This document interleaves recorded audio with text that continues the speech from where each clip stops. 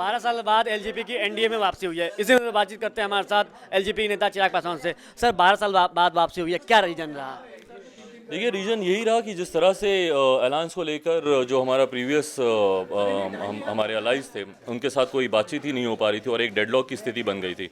और हमारी एक छोटी रीजनल पार्टी है, हमारे लिए बहुत ज़रूरी था कि गठबंधन को लेके समय रहते क्लैरिटी आए। पर क्योंकि कांग्रेस के साथ हमारे लगातार संपर्क के बावजूद भी सोनिया जी से हम लोग दो बार मिले, राहुल जी से हम लोग लगातार 3 महीने से हम लोग मिलने का समय मांगते रहे, उनसे मुलाकात नहीं हो पाई। और उसके बाद जिस तरह से राजद के नेताओं की लगातार बयानबाजी आ रही थी कि लोजपा को ज़्यादा से ज़्यादा 2 या 3 सीटें दी जाएंगी, या इस तरह के भी बयान आए कि हम 40 सीटों पर अकेले लड़ेंगे।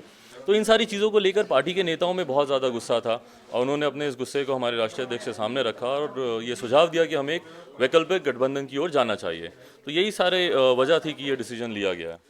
2002 में आप लोगों ने मोदी के मुद्दे पे ये गठबंधन तोड़ा था, फिर मोदी को आज समर्थन कर रहे हैं, क्या कहें? देखिए, हकीकत ये है that much water has flown under the bridge since then. तब से अभी तक हालात बहुत बदले हैं और हमारे राष्ट्रीय अध्यक्ष ने बीजेपी के साथ या एनडीए के किसी भी घटक दल के साथ तब तक कोई वार्तालाप नहीं की, तब तक कोई बातचीत शुरू नहीं की जब तक कि सुप्रीम कोर्ट द्वारा गठित जो एसआईटी है उन्होंने उन्हें क्लीन चिट नहीं दी। अब क्लीन चिट मिलने के बाद जब सुप्रीम कोर्ट ही अगर कहता है कि वो क्लियर हैं, कोई उनके ऊपर कोई दाग नहीं है, दंगों के दाग नहीं है, तो हम लोग कौन होते हैं कि इस बात को बोलने वाले हैं? हम लोग सुप्रीम कोर्ट न्यायालय के आदेश का हम लोग पालन करते हैं, उसकी रिस्पेक्ट करते हैं, कदर करते हैं।